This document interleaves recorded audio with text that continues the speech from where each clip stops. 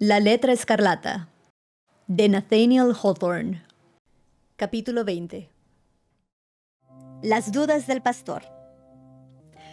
Al irse el pastor, adelantándose a Hester Prynne y a la pequeña Pearl, echó una última mirada hacia atrás, como esperando ver solo las borrosas imágenes de la madre y la niña.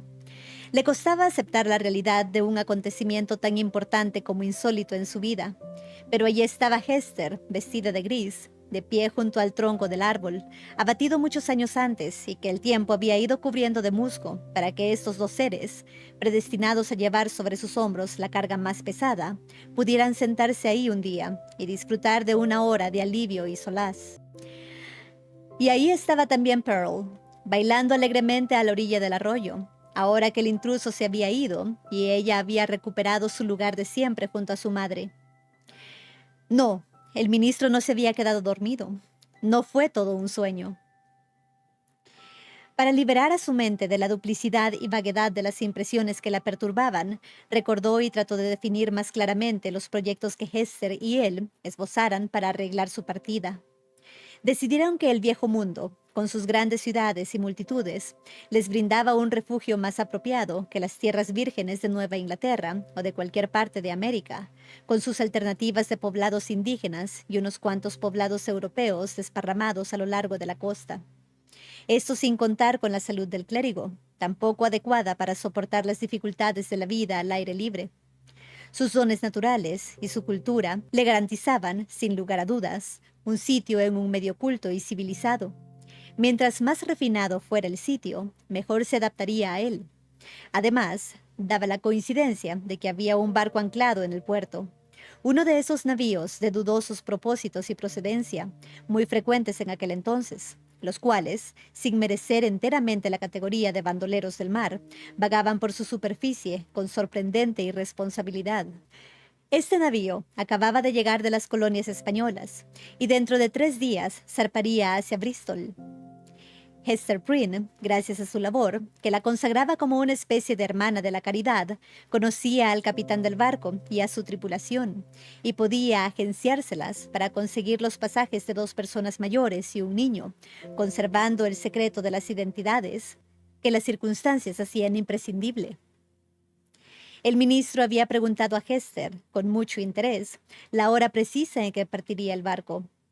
La salida estaba fijada para dentro de 4 días, a contar del presente.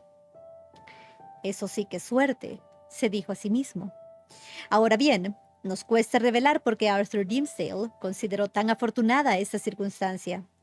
Sin embargo, para no ocultar nada al lector, diremos que era porque dentro de 3 días le tocaba predicar el sermón del día de las elecciones, y como esa era una de las fechas más importantes en la vida de un clérigo de Nueva Inglaterra, no podía haber encontrado un momento y una manera más apropiados para terminar su carrera profesional.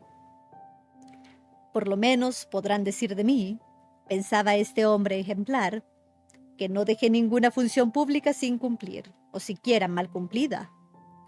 Lástima, realmente, que un acto de introspección tan profundo y agudo como el de este pobre clérigo estuviera tan completamente equivocado.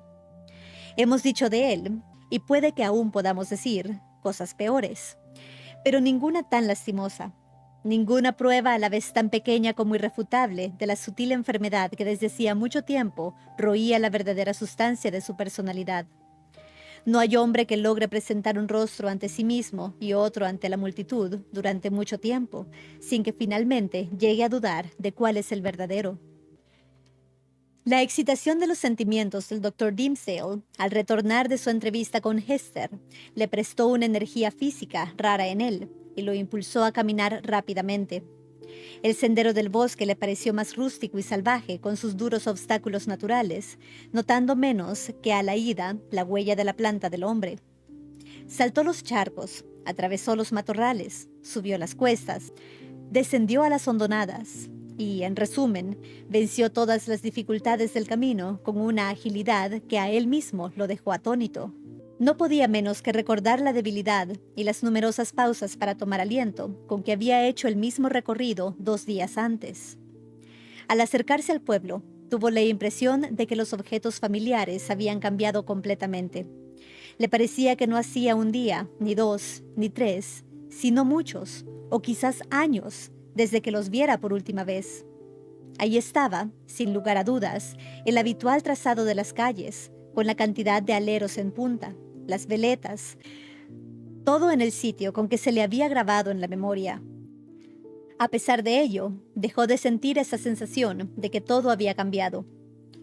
Lo mismo era verdad respecto a las amistades y relaciones con quienes se encontraba en el camino, y sobre todas las formas de vida tan bien conocidas en el recinto del pequeño pueblo. No se veían ni más viejos ni más jóvenes. Las barbas de los mayores no estaban más blancas, y tampoco la criatura que antes gateara caminaba ahora. Era imposible describir las mutaciones que se habían operado en todas estas personas, ni en qué se diferenciaban de aquellos individuos a los que había echado una indiferente mirada de despedida poco antes. Y sin embargo, una sensación muy profunda en el interior del espíritu del ministro parecía mostrarle aquel cambio. La misma impresión lo golpeó fuertemente al pasar junto a las paredes de su propia iglesia. El edificio tenía un aspecto tan extraño y a la vez tan familiar, que la mente del reverendo Dimmesdale oscilaba entre dos ideas: que lo había visto antes solo en sueños, o que lo estaba soñando ahora. Este fenómeno, con sus diversos aspectos, no correspondía a un cambio externo, sino a un cambio tan súbito e importante en el espectador, que las escenas familiares, durante las horas pasadas en un solo día, operaron en su conciencia un cambio digno de un lapso de muchos años. La voluntad del ministro, junto con la de Hester y su nuevo destino, produjeron esta transformación. Era el mismo pueblo de siempre, pero no era el mismo pastor el que volvía del bosque. Podía muy bien haber dicho a sus amigos que lo saludaban al pasar: «No soy el hombre por el que me tomáis. Lo dejé atrás en el bosque, escondido en un rincón secreto, cerca de un tronco de árbol cubierto de musgo y junto a un arroyuelo melancólico. Id a buscar a vuestro ministro y comprobaréis que su delgada figura, sus pálidas mejillas, su blanca frente surcada de arrugas quedaron ahí, abandonadas, como un vestido usado». Sus amigos habrían insistido sin duda: «Sí, eres el mismo de siempre». Pero habrían sido ellos los equivocados, no él. Antes de llegar a su casa, el ser interior de Arthur Dimmesdale le dio nuevas pruebas de la revolución operada en la esfera de sus sentimientos y pensamientos. En realidad, un cambio total de los valores y los códigos morales de su fuero interno era lo único que podía justificar los impulsos que ahora sentía el infortunado, a la vez que atónito clérigo. A cada paso sentía los más extraños impulsos, caprichosos y perversos, a la vez involuntarios e intencionados, que a pesar de sí mismo surgían de un ser más profundo que el que intentaba combatir esos impulsos. Por ejemplo, cuando se encontró con uno de sus diáconos, el buen anciano se dirigió a él con el afecto paternal y el ascendiente patriarcal que su edad venerable, su virtud y su posición en la iglesia le permitían usar, y unido a todo esto, el profundo respeto, casi adoración, que tanto las dotes personales como profesionales del ministro le merecían. Nunca hubo un ejemplo más hermoso de cómo la majestad de la edad y la sabiduría eran compatibles con el respeto y la obediencia debidos por un inferior, a un rango social más elevado y una posición más importante. Esta vez, durante los 2 o 3 minutos que duró la conversación entre el reverendo Dimmesdale y su excelente diácono de luengas barbas blancas, aquel solo pudo contenerse y no hacer ciertos comentarios blasfemos que surgieron en su mente respecto a la ceremonia de la comunión, gracias a un gran esfuerzo y dominio de sí mismo. Temblaba como el azogue y se puso pálido como la muerte, temiendo que su lengua se soltara y emitiera esos terribles conceptos sin que él conscientemente se lo permitiera. Y, a pesar del terror que sentía en su corazón, no pudo menos que echarse a reír al imaginarse al anciano diácono, patriarcal y virtuoso, totalmente petrificado ante la impiedad de su ministro. Y sucedió otro incidente parecido. Caminando presuroso por la calle, se encontró Arthur Dimmesdale con su feligresa más anciana, una señora muy piadosa y de conducta ejemplar, pobre, viuda, muy sola y con un corazón tan lleno de recuerdos de su finado marido, de sus hijos muertos y de sus viejos amigos muertos también mucho tiempo antes, que era como un cementerio lleno de lápidas con inscripciones. Sin embargo, Todo esto, que podía haber sido una carga abrumadora de tristezas, era casi motivo de solemnes alegrías espirituales para esta devota anciana, gracias a los consuelos de la religión y a las verdades de las escrituras, que la habían alimentado durante los últimos 30 años. Y desde que el doctor Dimsdale la tomó a su cargo, el mayor consuelo terrenal de la buena señora, que, de no haber sido también un consuelo celestial, habría dejado de serlo, era encontrarse con su pastor, ya sea por casualidad o con un propósito definido, y sentirse vivificada con una palabra cálida, fragante, evangélica, de inspiración celestial, que emergía de sus bienamados labios para penetrar en sus oídos torpes, pero arrobados de atención. En esta oportunidad, hasta el momento mismo en que Arthur Dimmesdale acercó sus labios a los oídos de la anciana, el gran enemigo de las almas le impidió recordar ningún texto de las Escrituras, ni nada más, fuera de un corto, enérgico y, a su parecer, irrefutable argumento contra la inmortalidad del alma humana. De penetrar estas sentencias en la mente de la anciana feligresa, habrían sido causa de su muerte repentina, como si hubiese ingerido un veneno. No recordó lo que en realidad le dijo.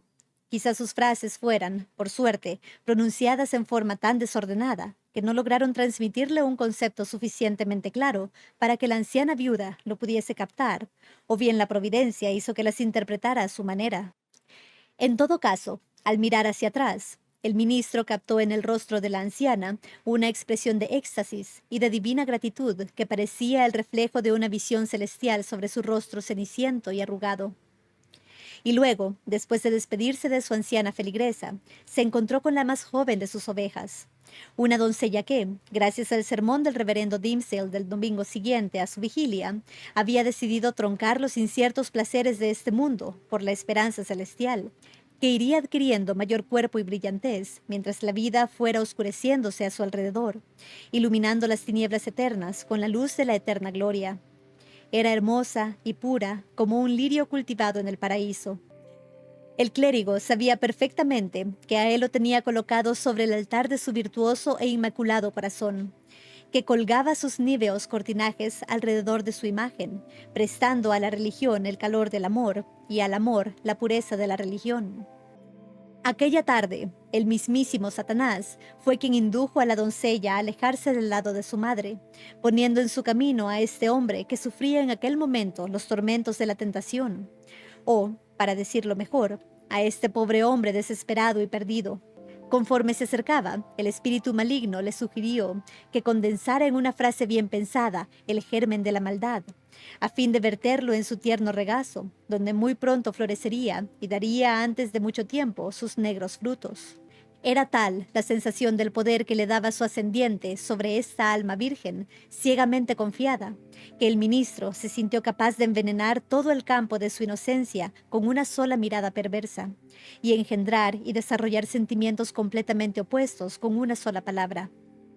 Así pues, luchando aún con más denuendo que hasta entonces, se embozó en su capa, escondiendo en ella el rostro y dejando a la joven feligresa que juzgara su afrenta como pudiera. La pobre joven hurgó en su conciencia, que estaba llena de pequeñeces sin importancia, como su bolsillo o su cesta de labores, y se echó en cara, pobrecilla, mil faltas imaginarias. Aquella mañana cumplió con sus deberes domésticos con los ojos enrojecidos por el llanto. Antes de que el ministro tuviese tiempo de celebrar su victoria sobre esta última tentación, sintió otro impulso, más absurdo que los anteriores y casi tan espantoso. Y era, nos sonrojamos al relatarlo, el de detenerse en el camino y enseñar una serie de palabrotas feas y malas a un grupo de niños puritanos que estaban jugando y solo habían empezado a balbucear sus primeras palabras. Negándose esta monstruosidad, tan indigna de su estado, siguió su camino y tropezó con un marinero borracho, perteneciente a la tripulación del barco llegado de las colonias españolas. Esta vez, ya que había vencido las otras tentaciones con tanto valor, el pobre pastor suspiraba por estrechar al menos las manos de ese alquitranado tunante y solazarse con algunas bromas de mal gusto, de las que los disolutos marinos siempre tienen una buena provisión, con una sarta de sólidas blasfemias, rotundas y sacrílegas. Fue más bien gracias a su buen gusto y su sentido del decoro, que debía al estado sacerdotal, más que a sus buenos principios, el que le fuera posible sobreponerse a esta última crisis. ¿Qué es esto que me acosa y me tiene así?, pensó el ministro finalmente, deteniéndose en la calle y golpeándose la frente con la mano. ¿Me habré vuelto loco? ¿O me han atrapado las redes del maligno? ¿Habré hecho con él un contrato en el bosque, firmándolo con mi sangre? Y este me obliga ahora a cumplirlo instándome a cometer toda clase de perversidades concebibles, solo por su pervertida imaginación. Mientras el reverendo Arthur Dimmesdale dialogaba de este modo consigo mismo y golpeaba con la mano su frente, se dice que la vieja Mistress Higgins, la famosa dama bruja, pasaba justamente por ahí. Su aspecto era impresionante. Llevaba un peinado alto, muy complicado, un rico vestido de terciopelo y una gola confeccionada con el famoso almidón amarillo, cuyo secreto le fuera confiado por Anne Turner, su gran amiga, poco antes de que esta buena señora fuese ahorcada por el asesinato de Sir Thomas Overbury. La dama bruja pudo haber leído los pensamientos del ministro o no. El hecho es que se detuvo, lo miró fijamente, sonrió con aire ladino y, a pesar de que no acostumbraba a conversar con el clérigo, le dirigió la palabra. Sí, pues, reverendo, ha dado usted un paseo por el bosque, dijo la dama bruja, haciendo oscilar su peinado. La próxima vez le ruego solo que me advierta con tiempo suficiente y tendré muchísimo gusto en acompañarle. Sin alabarme demasiado, puedo asegurarle que mis recomendaciones son muy eficientes para que los forasteros sean bien recibidos por el potentado de aquellos dominios. Le confieso, señora, contestó el clérigo con una gran reverencia que el elevado rango de la dama merecía y los buenos modales del pastor le obligaban a hacer. Por mi honor y conciencia, que sus palabras me dejan completamente perplejo y no sé cómo interpretarlas. No fui al bosque en busca de ningún potentado, ni tampoco tengo la menor intención de ir ahí en el futuro con el propósito de buscarle. Mi único propósito fue saludar a mi virtuoso amigo, el apóstol Elliot, y con él regocijarme por las muchas almas que ha rescatado del infierno. Cacareó la dama bruja, agitando siempre su empingorotada cabeza. Bueno, así debemos hablar a plena luz del día. Actúa usted como si tuviera mucha práctica, pero a medianoche y en el bosque conversaremos de modo muy diferente. Siguió entonces su camino, majestuosa en su ancianidad, pero volteando la cabeza a menudo para sonreírle, como quien quiere dar fe de la secreta intimidad que los une. ¿Es verdad entonces que me he vendido?, pensó el ministro, que me he vendido al maligno, a quien, si la gente dice la verdad, esta vieja hechicera vestida de terciopelo y gola amarilla ha escogido por amo y señor. Pobre ministro, él había hecho un pacto muy similar. Tentado por un sueño de felicidad, se entregó deliberadamente, como nunca antes lo hiciera, a lo que él sabía era pecado mortal. Y el infeccioso veneno de aquel pecado se diseminó rápidamente por todo su sistema moral, estancando todos sus buenos instintos y despertando vivamente todos los malos. Desprecio, amargura, deseos gratuitos de hacer daño, ridiculizar todo lo que era bueno y santo. Todo aquello despertó dentro de él, tentándolo, aunque asustándole al mismo tiempo. Y su encuentro con la anciana Mistress Higgins, si es verdad que acaeció, confirmó su compenetración y compañerismo con los pervertidos mortales y con el mundo de los espíritus malignos.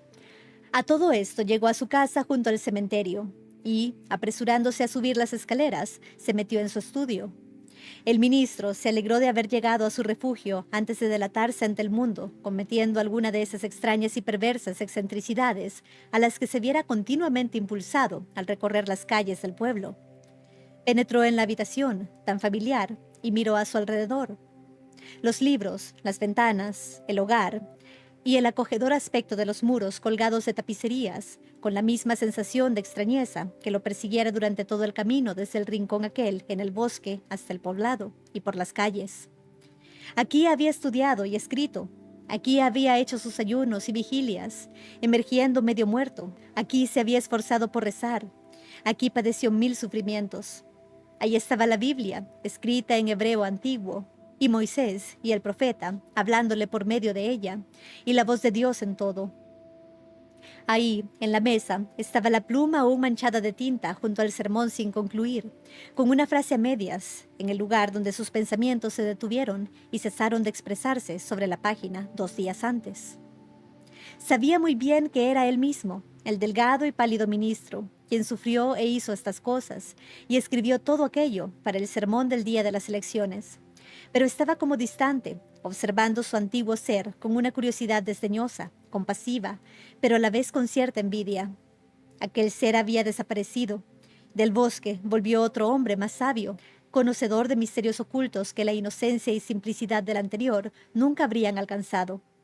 Amarga sabiduría. Mientras hacía estas reflexiones, sintió que alguien golpeaba la puerta de su estudio, y el ministro dijo: «Entre», no muy seguro de que no fuese algún espíritu maligno.